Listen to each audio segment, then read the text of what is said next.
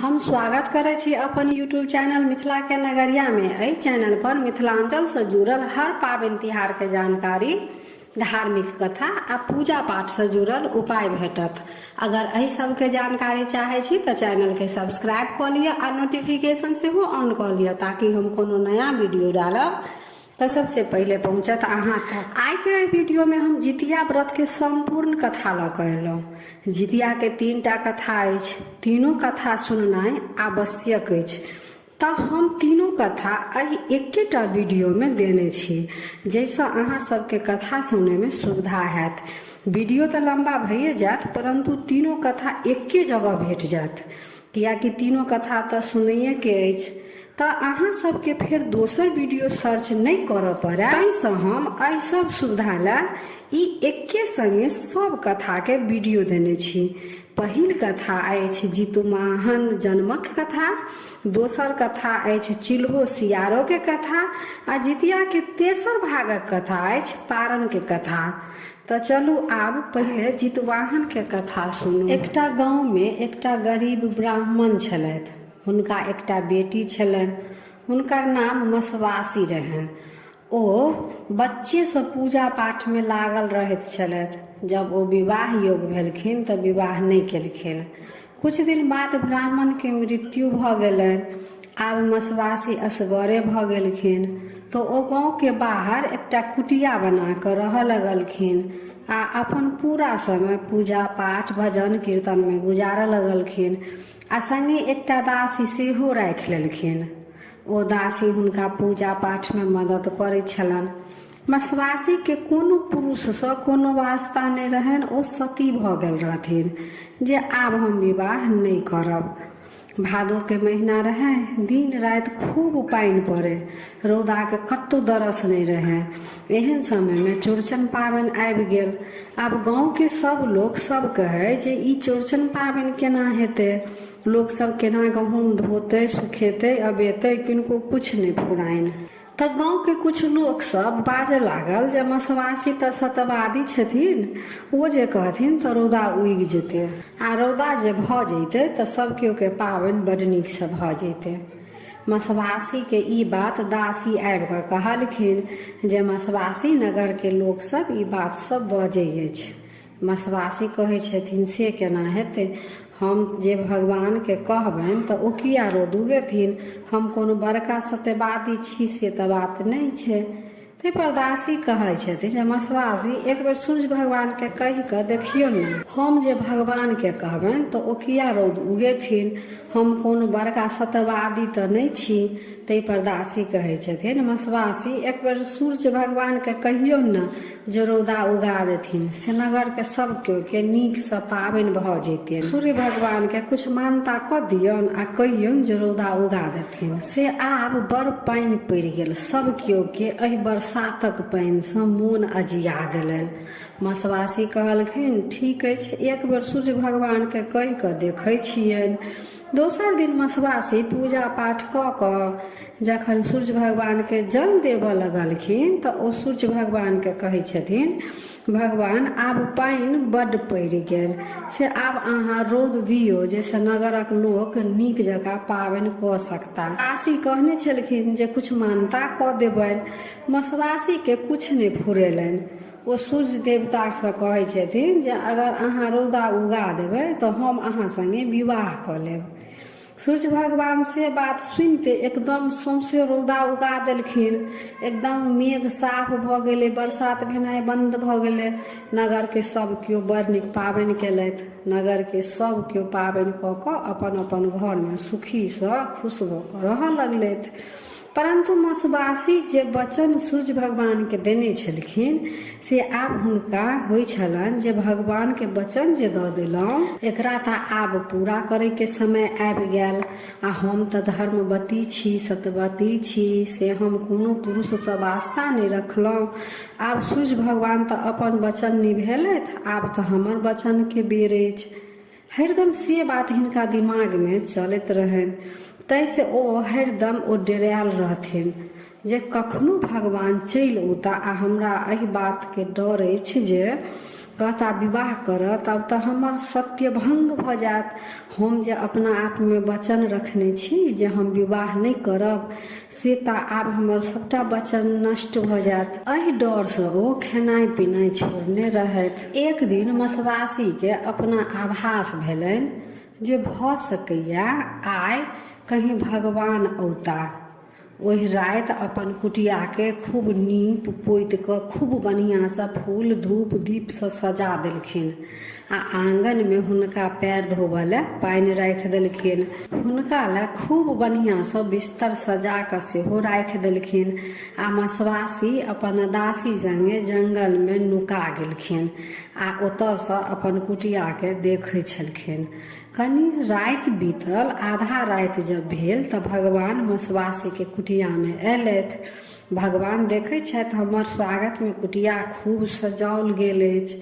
खुशी खुशी ओ आंगन गेलथि। आंगन में पैर धोब कऽ जल राखल रहनि, ओहिसँ पैर धो लेलखिन आ घर में गेलथि तऽ बिस्तर खूब सजाओल छलनि। ओहि पर बैसलथि आ आवाज दै छथिन मसवासी मसवासी कतऽ छी? अहाँ जे वचन देने रहौ पूरा करे के समय आबि गेल, आब पूरा करू। ओ सोचे छलथि भऽ सकै अछि कतहु गेल हेती चलि एती। अहिना करैत करैत सारा राति बीत गेल आ आब ई भोर होय वाला अछि तैयो मसवासी नहीं एलथि। मसवासी कतऽ छथिन? भगवान के मसवासी के इंतजार करैत करैत जब मसवासी नहीं एलखिन तऽ भगवान बुझि गेलखिन जे मसवासी आब नहीं औती। हमरा सँ उ झूठ बजलथि। ओ कुटिया से बाहर निकलि कऽ कुटिया के कोनटा पर पेशाब कऽ देलखिन आ चलि गेलखिन। मसवासी देखलखिन जे भगवान आब चलि गेलथि तऽ हुनका प्राण में प्राण एलनि जे आब भगवान से पीछा छूटल। आब ओ चलि गेला आ आब ओ जब बुझि गेलथि जे मसवासी हमरा संगे विवाह नहीं करत तऽ हमर तिरस्कार करै अछि तऽ आब ओ नहीं होता। ओ आब निश्चिंत भऽ गेली। जखन ओ कुटिया में गेलथि तऽ देखै छथिन जे कुटिया के कोनटा पर बड़ नीक गेनहारी के साग अछि। ओ दासी से कहै छथिन, दासी कतेक दिन से भगवान के चक्कर में नीक जकाँ खेलौं ने, हरदम मोन में डर लागल रहे जे भगवान कखन चलि औता। एहिसँ नीक जकाँ खेनाइयो नहि खाइ छलहुँ से देखू एतऽ कतेक नीक साग अछि, एहि साग के नीक जकाँ बनाउ आ इएह खायब। से देखू एतऽ कतेक नीक साग अछि, एहि साग के नीक जकाँ बनाउ इएह खायब। दासी अपन साग के काटि कऽ बना कऽ देलखिन। मसवासी जे ओ गेनहारी के साग खेलखिन तऽ गर्भवती भऽ गेलै। सूर्य भगवान जे पेशाब केने रहथिन ओतहिये गेनहारी के साग जन्मल छल आ ओही साग में सूर्य भगवान के अंश पेशाब करैत समय खसि पड़ल छलनि। तऽ आब तऽ मसवासी गर्भवती भऽ गेलथि से आभास हुनका अपना भऽ गेलनि। ओ तऽ सत्यवादी धर्मागत छली। हिनका इहो आभास भऽ गेलनि जे ई सूर्यक अंश अछि हमर गर्भ में। 3-4 महीना तऽ ओ नगर के लोक सबसँ छपा लेलखिन। लेकिन 4 महीना के बाद जखन पेट नमहर होबऽ लगलनि तऽ नगर में गुदुर फुसुर करऽ लागल लोक सब जे मसवासी कहै छथिन हम सत्यवादी छी, धर्मागत छी, हमरा कोनो पुरुष से वास्ता नहीं अछि। तऽ फेर हुनकर पेट में बच्चा किनकर छनि? आब एहि बात के जवाब तऽ मसवासी लग छलनि नहि। आब बुझै छलखिन जे हम कोनो बात कहबनि नगरक लोक सबके तऽ ओ हमर बात पर विश्वास करत नहीं। सएह सब सोचि कऽ ओ चुप रहि गेलथि। समय पुरला पर हुनका गर्भ से एकटा तेजस्वी पुत्र के जन्म भेलनि। ओ बच्चा के अपन सूर्य भगवान के धरोहर बुझि कऽ पोसऽ पालऽ लगलथि। बच्चा जब छोट रहे तऽ कोई कुछ कहे तऽ कोनो बात नहीं, बच्चा तऽ बुझबे नहीं करे छलथि।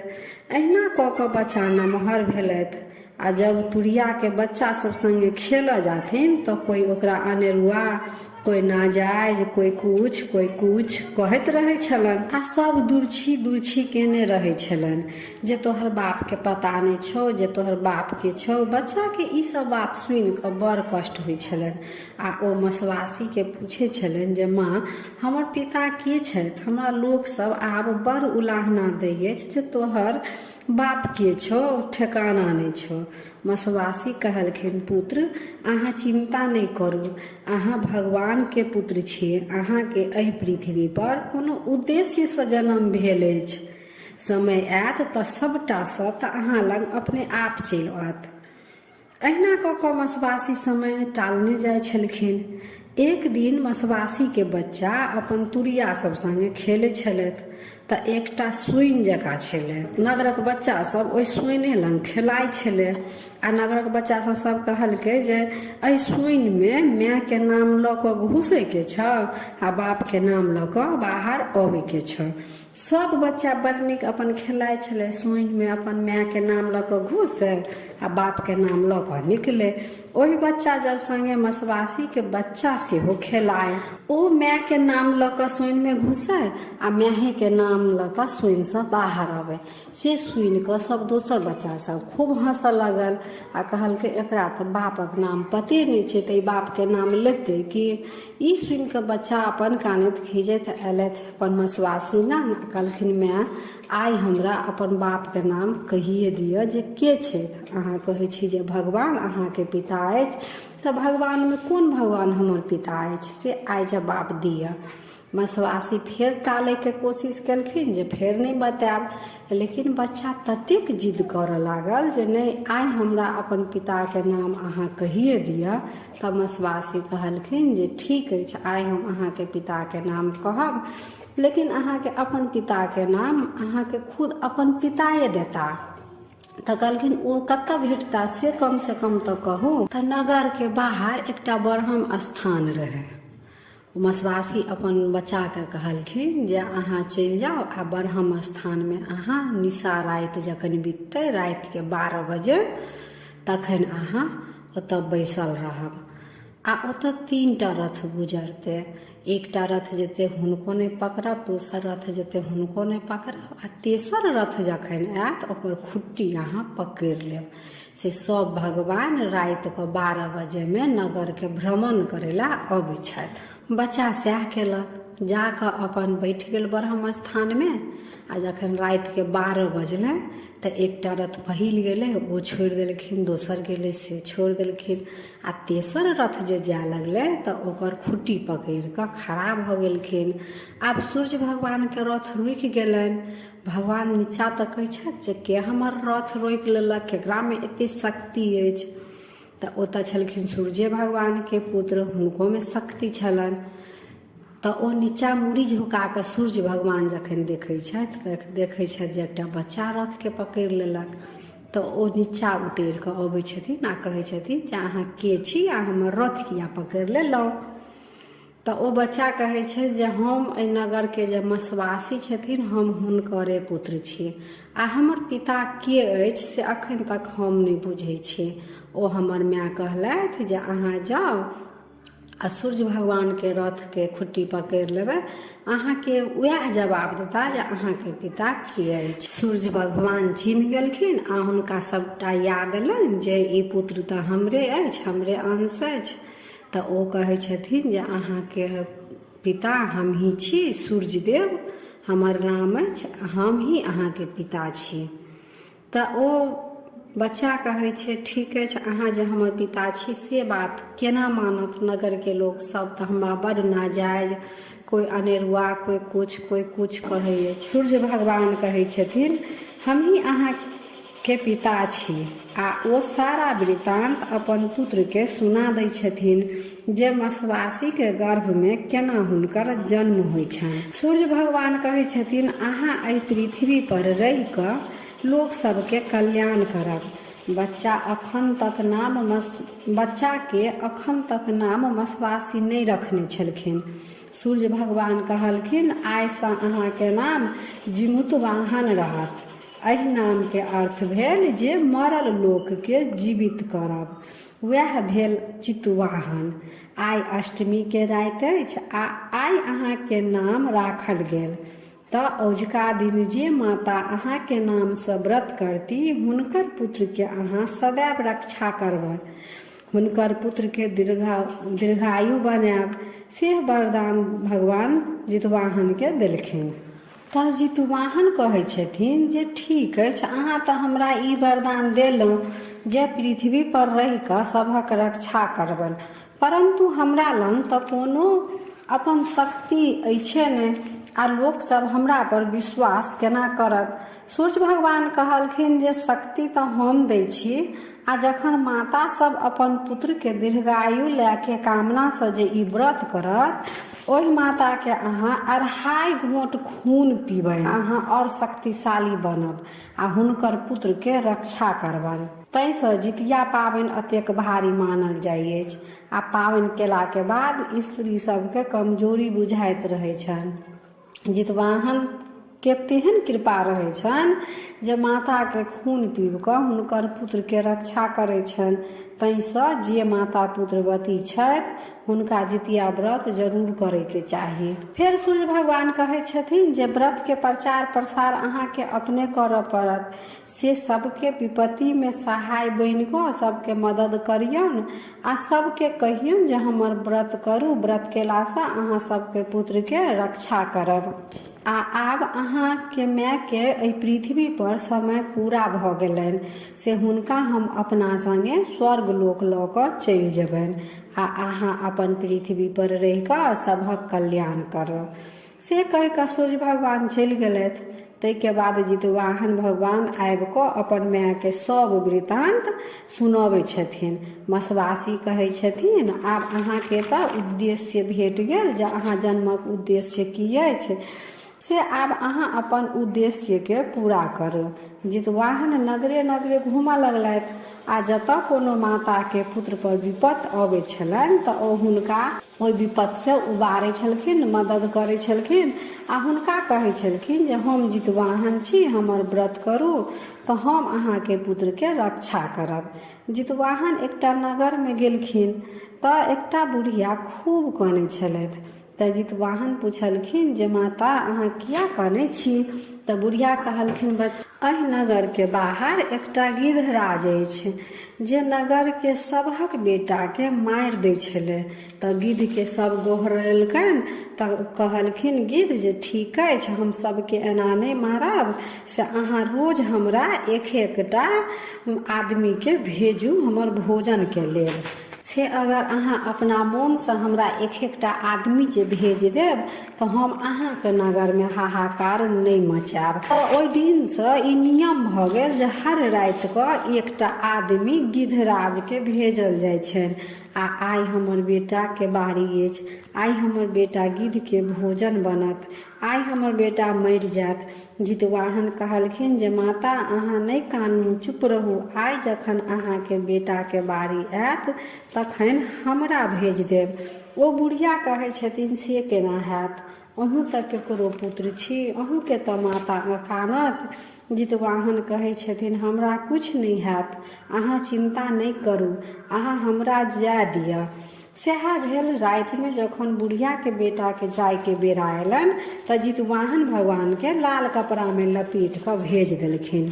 जखन गिद्ध लग हुनकर भोजन पहुँचल तऽ गिद्ध के बड़ अचरज भेलनि जे की बात अछि, आइ दोसर दिन जकाँ जे हमर भोजन अबै छल दोसर दिन तऽ ओ खूब कानैत रहै छलए, डेरायल रहै छलए, आ आइ नहि ई कानि रहल अछि, नहि ई डेराइ अछि। तऽ कपड़ा उघारि कऽ देखै छथिन तऽ जितवाहन भगवान हँसि रहल अछि, हुनका मुँह पर दोसरे तेज अछि। गिद्धराज कहै छथिन जे अहाँ के छी आ अहाँ के हमरा से डर नहीं होइ अछि?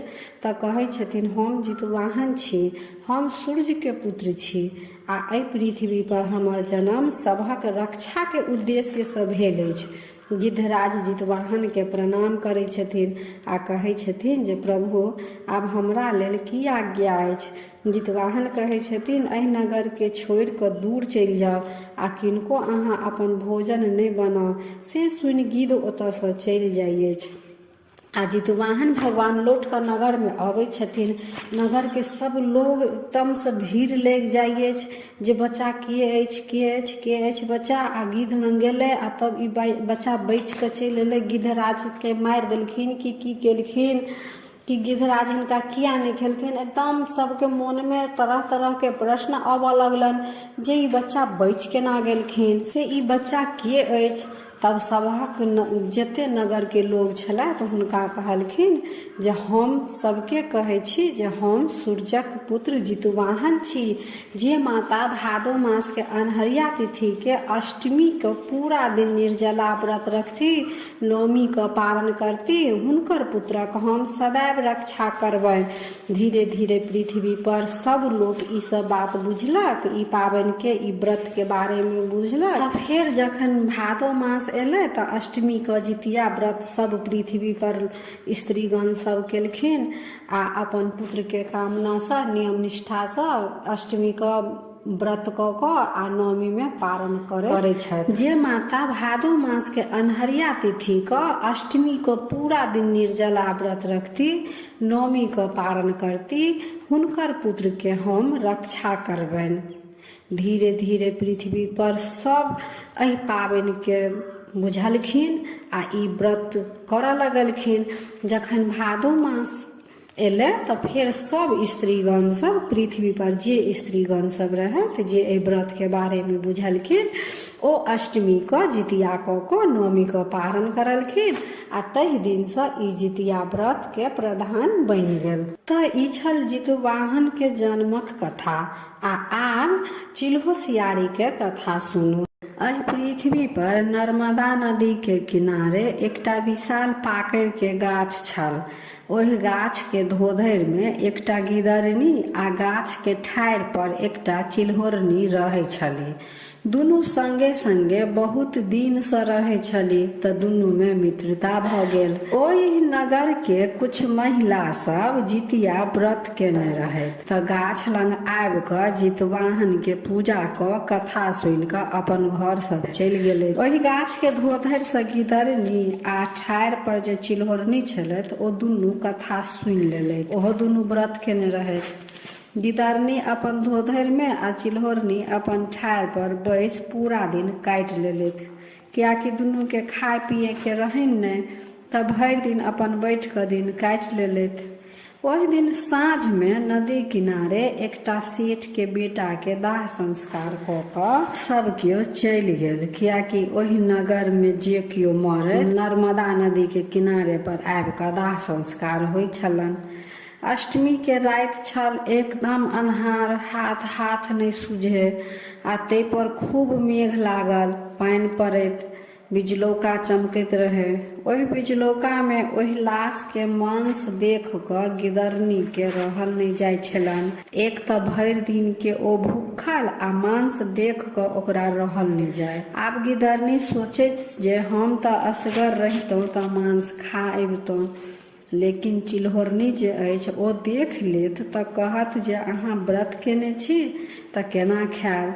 से नहीं, हम हिनका सूतऽ दै छियनि, तब जाकऽ चुपचाप सब खायब। कनी राति जब बीतलनि तऽ गिदरनी चिल्होरनी से पूछै छथिन, सखी सुति रहलहुँ कि जगले छी? चिल्होरनी जवाब दै छनि, नहीं हम जगले छी। गिदरनी चुप भऽ गेलथि। फेर कनी देर बाद पूछे छन, सखी सुति रहलहुँ कि जगले छी? चिल्होरनी फेर कहे छथिन, नहीं हम जगले छी। गिदरनी अहिना कनी कनी रहि कऽ 3-4 बेर पूछलखिन। चिल्होरनी सोचे अछि जे गिदरनी अतेक हमरा सुतै के पीछे किया पड़ल अछि, की बात अछि। आब जे गिदरनी पूछत तऽ हम सुतै के नाटक करब आ देखब जे ई की चाहै छथि। सएह भेलै। गिदरनी फेर चिल्होरनी से पूछे छथिन, सखी सुति रहलहुँ कि जगले छी? चिल्होरनी कोनो जवाब नहीं देलथि। गिदरनी 2-3 बेर पूछि लेलखिन, तैयो कोई जवाब नहीं भेटलनि हुनका। तऽ गिदरनी बुझलखिन जे आब चिल्होरनी सुति रहलथि। तब ओ अपन धोधरि में से निकलि कऽ नदी किनारे गेली। ओहिठाम नदी में से अपन मुँह से पानि आनि कऽ चिता के आगि बुझौलथि आ ओहि में से मांस निकालि कऽ टुकड़ी टुकड़ी कऽ कऽ खूब भरि पेट खा लेलथि आ कुछ आनि कऽ अपन धोधरि में राखि लेलथि आ सुति रहलथि। ई सबटा चिल्होरनी जे छलथि ठाढ़ि पर बैठल सबटा कर्तव्य देख रहल छलथि चुपचाप। मुदा गिदरनी के कुछ कहलखिन ने, हुनका एको बेर टोकलथि नहि। गिदरनी बुझलखिन जे हमरा तक कोई नहीं कुछ देखलक, से ई चिल्होरनी तऽ सुतल छथि। ओहो अपन धोधरिमे आबि कऽ गिदरनी सुति रहल। जब भिनसर भेलै आ पारणके जखन बेर भेलै तऽ स्त्रीगण सब पारण कऽ कऽ चलि गेल। ओतऽ अक्षत ओखरी जे चढ़ेने छलै से सब ओतऽ पड़ल छलै हन गाछ लग।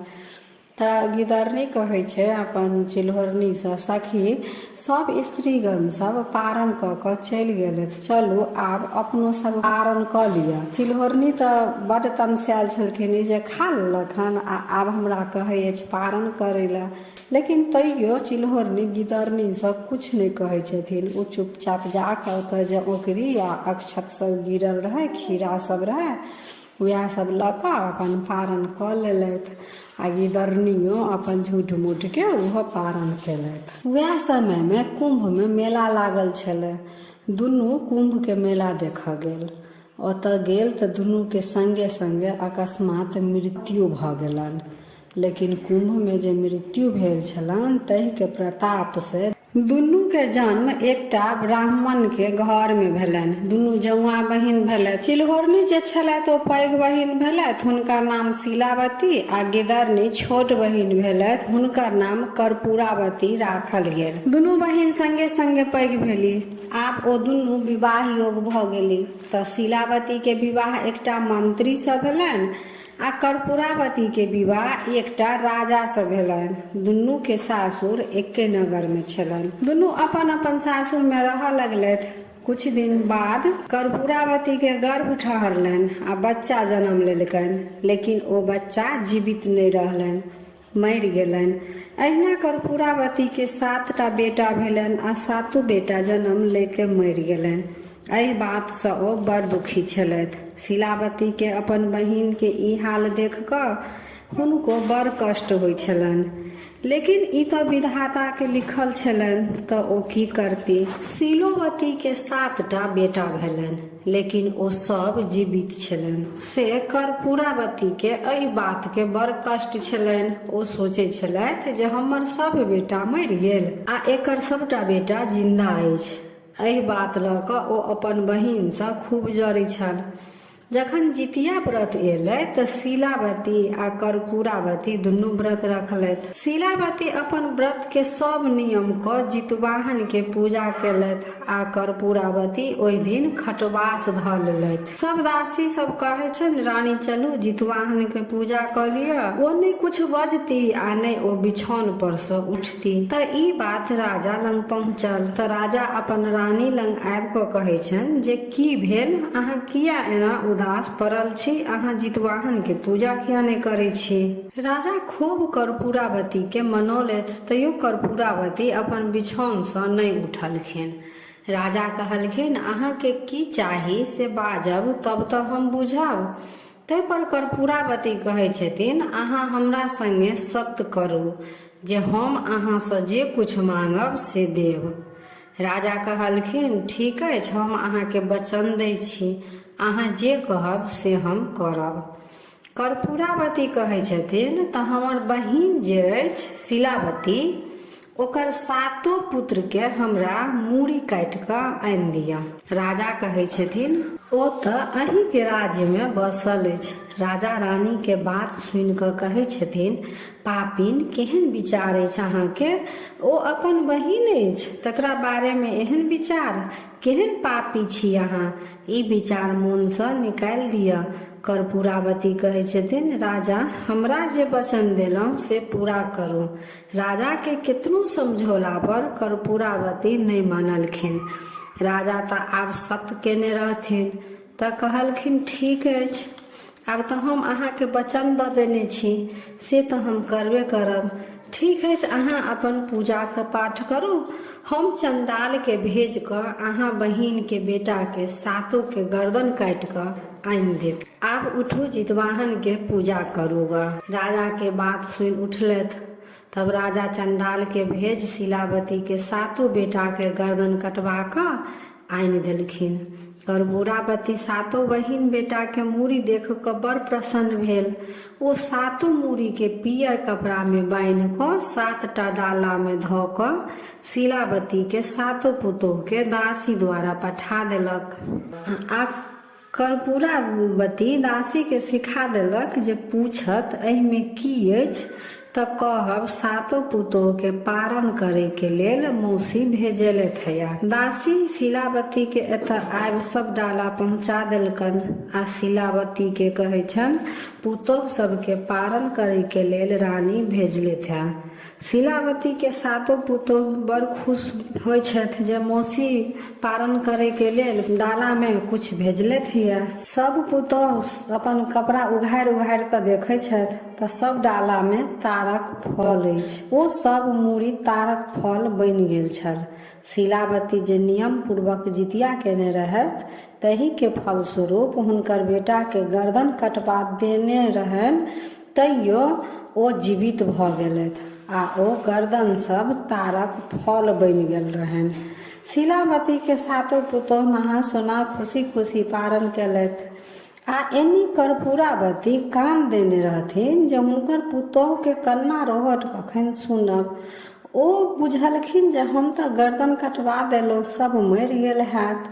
आ ओ डाला में सबके गर्दन भेजलखिन से देख कऽ सब कानत। लेकिन बहुत देर भऽ गेलै, कोनो कोने खीजे के आवाज नहीं एलनि तऽ हुनका रहल नहीं गेलनि। ओ फेर दासी के भेजलखिन जे देख कऽ आउ जे ओतऽ की बात अछि, किया नहीं केओ कानै अछि। शीलावती के ओतऽ फेर दासी गेलै। ओ देखलखिन जे हुनकर सातो बेटा सब जीवित छथि, सब पुतोह बड़ नीक हंसै बजै अछि। शीलावती सेहो अपन बेटा पुतोह के संगे संगे खूब खुश छथि। दासी आबि कऽ सबटा वृतांत कर्पूरावती के सुनेलखिन। कर्पूरावती बड़ दुष्ट रहे, पिछला जन्म में गिदरनी रहथि तऽ ओ पापी छलथि। कर्पूरावती के फेर खटवास लऽ लेलखिन। राजा एलखिन आ पूछलखिन जे आब की भेल। ते पर कर्पूरावती कहै छथिन, राजा अहाँ तऽ हमरा संगे छल केलहुँ, अहाँ ओकर सातो बेटा के मूड़ी कटवा देलहुँ तऽ ओ फेर जीवित केना भऽ गेल। तऽ एहि पर राजा कहै छथि, रानी सबके मूड़ी कटा कऽ हम तऽ अहाँ सामने में देलहुँ, फेर एहिमे हम कोना छल कोनो करब। रानी कहै छथिन ओकर सातो बेटा फेर जीवित केना अछि। ताहि पर राजा कहै छथिन, कर्पूरावती अहाँ के जे बहिन अछि ओ बड़ पूजा पाठ दान पुण्य करै छथि, ओ धर्मागत छथि आ जितिया व्रत केने रहथि। वही व्रत के प्रभाव सँ हुनकर सातो बेटा जीवित छनि। ओ पूर्व जन्म में जरूर कोनो नीक कर्तव्य केने हेतथि जे मरल पुत्र हुनकर जीवित भऽ गेलनि। अहाँ कोनो एहन पाप केने हैब जे अहाँ के तऽ 7टा पुत्र भेल परंतु एकोटा नहीं अछि। कर्पूरावती शांत भेलथि। अहिना दिन कटैत गेलनि।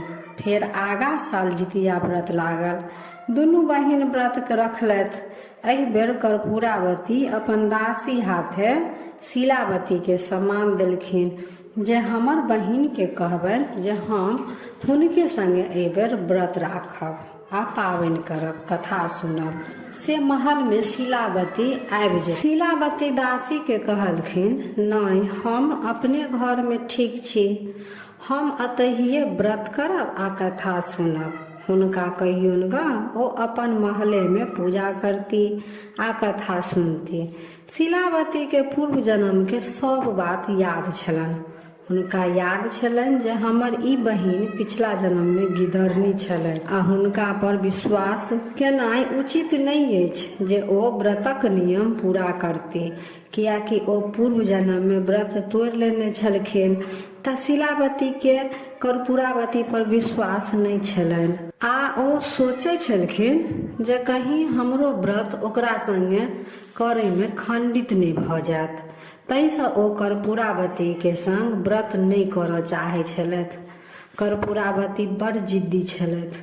ओ अपन बहिन के मना केला के बादो फेर दासी के भेजलखिन जे जाउ हमर बहिन के कहबनि जे पूजा आ कथा तऽ संगे नहीं केलथि, लेकिन पारण हम संगे करब। आ अपन पालकी सेहो अपन बहिन ला भेज देलखिन जे महल में आबि कऽ पारण करू। शिलावती पालकी के लौटा देलखिन आ दासी से कहलखिन, ओ रानी छथि आ हम एकटा मंत्री के घरवाली, हमरा आ हुनका कोनो मेल नहि छनि, ताहिसँ ओ अपन महल में खुआ मलाई खा कऽ पारण करती आ हम अपन झोपड़ी में खीरा उंगली खा कऽ पारण करब। दासी सबटा बात कर्पूरावती के कह गेलनि, लेकिन ओहो जिद्दी छलथि। ओ अपने शिलावती लग आबि गेलथि।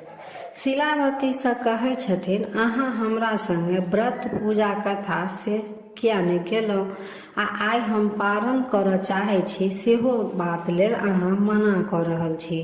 शिलावती कहलखिन, ठीक, पहिले पारण करे से पहले चलू गंगा स्नान नर्मदा नदी में कऽ लेब। दुनू बहिन नर्मदा नदी पर पहुँचल, जतऽ पाकैर के गाछ छलै। ओतऽ आबि कऽ शिलावती कहै छथिन, कर्पूरावती, एहि गाछ के देख कऽ कुछ याद अबै अछि? कर्पूरावती कहलखिन, नहि, हमरा तऽ कुछ याद नहि अबै अछि। तब अपन पूर्व जन्म के सब वृतांत सुना दै छथिन। जे सुनि कऽ कर्पूरावती के तब अपन पूर्व जन्म के सब वृतांत सुना दै छथिन, जे अहाँ एकटा गिदरनी छलहुँ आ हम चिल्होरनी, दुनू मिल कऽ व्रत रखलहुँ। हम तऽ व्रत के पूरा नियम निष्ठा से केलहुँ आ अहाँ राति में एकटा सेठक बेटा के मांस खा कऽ व्रत के खंडित कऽ लेलहुँ, ताहिसँ अहाँके ई दुर्दशा अछि। ई सब बात सुनि कऽ कर्पूरावती के अतेक दुख होइ छनि जे ओ ओतहिए अपन प्राण त्याग दै छथिन। हुनकर मृत्यु के बात राजा तक पहुँचे छनि। राजा के संवाद जाइ छनि। कर्पूरावती के विधि विधान सँ दाह संस्कार होइ छनि आ फेर राजा अपन राज हंसी खुशी सँ चलबऽ लगै छथि। शिलावती सेहो अपन बेटा पुतोह के संगे खुशी खुशी समय बितबऽ लगै छथि। ताहिसँ अखनो एहि कलयुगो में यह विधान अछि जे कोनो व्रत करी तऽ पूरा नियम निष्ठा से करी आ नहि पार लगे तऽ नहि करी, नहि तऽ एकर पाप एहि जन्म में तऽ नहि तऽ दोसरो जन्म में जरूर भोगऽ पड़त। तऽ ई छल चिल्हो सियारो के कथा। आब जितिया के तेसर भागक कथा, जे पारण के कथा हैत, से सुनू। एकटा गांव में एकटा मालिन रहै छली, हुनका एकटा बेटा सेहो छलनि। दुनू माय बेटा गांव में सबके फूल दै छलखिन, राजा के दरबार में सेहो फूल पहुँचबै छलखिन। अहिना फूल बेच कऽ हुनकर जीवन यापन होइ छलनि। जखन भादो के महीना एलै तऽ जितिया सब स्त्रीगण केलथि। मालिन सेहो जितिया केलथि। मालिन के जखन राति में सुतऽ गेलखिन तऽ हुनका नींद नहि होइ छलनि। ओतऽ एक भूखल छलखिन, तै नहि नींद होइन आ तै पर से सोचै छलखिन जे काल्हि पारण अछि, से असगरे हम कोन कोन काम करब। एनी गाँव में सबके फूल अंगने अंगने पहुँचायब, राजा के दरबार में सेहो फूल पहुँचबै के अछि आ एनी पारण के ओरियान सेहो करऽ पड़त। केना कऽ हम असगरे भानस करब, केना के सबके फूल पहुँचाब। सएह सोचते सोचते आधा राति बीत गेलनि। तऽ ओ मालिन सोचै छथिन जे अखन हमरा तऽ नींदो सेहो नहि होइया, तऽ ऐसे बढ़िया हैत जे हम अखन भानस कऽ कऽ राखि लै छी आ भिनसर हैत तखन फूल तोड़ि कऽ सबके पहुँचा देबनि आ फूल पहुँचा देला के बाद पारण कऽ लेब। सएह सोचि कऽ ओ खेनाइ बनाबै लए विदा भेलथि। तऽ सबसँ पहिले ओ साग सब्जी हाँसू से कटलखिन, कियाकि खाना बनबै से पहिले तो लोग सागे सब्जी ओरियान करै छै जे की बनत। जखन माली साग सब्जी जे कटलखिन तखने हुनकर व्रत खंडित भऽ गेलनि। ताहिसँ ओ जितिया में जे केओ जितिया करे जाइ छै तऽ साग सब्जी नहि काटब, हँसुआ छुरी नहि छुअब। जखन मालिन के व्रत खंडित भऽ गेलनि तऽ जितवाहन भगवान क्रोधित भऽ गेलथि आ ओहि मालिन के एहन सता देलखिन जे हुनका भानस करते करते तेहन हालत खराब भऽ गेलनि जे भानस कऽ कऽ ओ बिछौन पर पड़ि रहलखिन। ताबे भिनसर सेहो भऽ गेल। आब मालिन के अतेक शक्ति नहि छलनि जे ओ फूल तोड़ि कऽ सबके पहुँचौथिन। ओ बिछौन पर परले परले अपन बेटा के उठबै छथिन जे बाबू हमरा फूल तोड़े के साहस नहीं होइए नहीं आयत हमरा फूल तोड़ के आनल से अहाँ गाँव में किनको देबनि कि नहीं देबनि कम से कम राजा के दरबार में फूल तोड़ के दऽ अबियन। बेटा हुनकर उठलनि आ गेलखिन फूल तोड़ऽ लए। जखन मालिक के बेटा फूल तोड़ऽ गेलखिन तऽ मालिन बुझलखिन जे आब तऽ फूल पहुँचे जेतन राजा के दरबार में आ पारण के समय भऽ गेल अछि तऽ हम पारण कऽ लै छी। ओ नहा सोना कऽ पारण के पूजा पाठ विधि व्यवहार जे छलनि से ओ सबटा केलथि आ ओ आधा राति जे खेनाइ बनेने छलथि ओ बासी भऽ गेल छल आ ठंडा सेहो भऽ गेल छलनि। सएह लऽ कऽ ओ बासी आ सेरायल खाना खा कऽ ओ अपन पारण केलथि। आ एनी जे मालिन के बेटा फूल तोड़ऽ बगीचा में गेल छलथि ततऽ जितवाहन भगवान अजगर के रूप में प्रकट भऽ ओहि बालक के गिर लेलखिन। जेना जेना ओ मालिन बासी आ सेरायल भोजन के कर मुँह में लै छलखिन तेना तेना ओ अजगर मालिन बेटा के गिरने जाइ छलनि। मालिन जब भरि पेट खा लेलक तो अजगर ओ पूरा बच्चा के पेट में गिर लेलक। ओ बगीचा में और जे कोई छलथि तऽ ओ दौड़ कऽ मालिन के कहऽ एलखिन अहाँ के बेटा के एकटा अजगर गिर गेल। मालिन कनैत खिजैत बगीचा में पहुँचल तऽ देखै अछि जे एकटा अजगर हमर बेटा के गिर लेलक आ ओ अजगर ओतऽ पड़ल अछि। मालिन खूब कान कपार फोड़ऽ लगै छथि कानऽ लगै छथि जे आब हम अपन बच्चा के बिनु कोना रहब। तखन हुनका जितवाहन भगवान के याद अबै छनि। ओ जितवाहन भगवान के खूब गोहरबऽ लगै छथिन जे हे जितवाहन देवता हम तऽ अतेक नियम निष्ठा से अहाँ के पूजा केलहुँ। सब स्त्री तऽ अहाँ के पूजा अपन संतान लए करै अछि।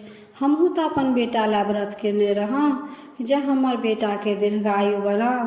अखन तऽ हमरा अहाँ व्रत के पारण केला कनियो देर नहीं भेल आ अहाँ हमर बेटा के हमरा से छीन लेलहुँ। से अहाँ हमर बेटा के रक्षा करू हे जितवाहन देवता हमर बेटा के रक्षा करू।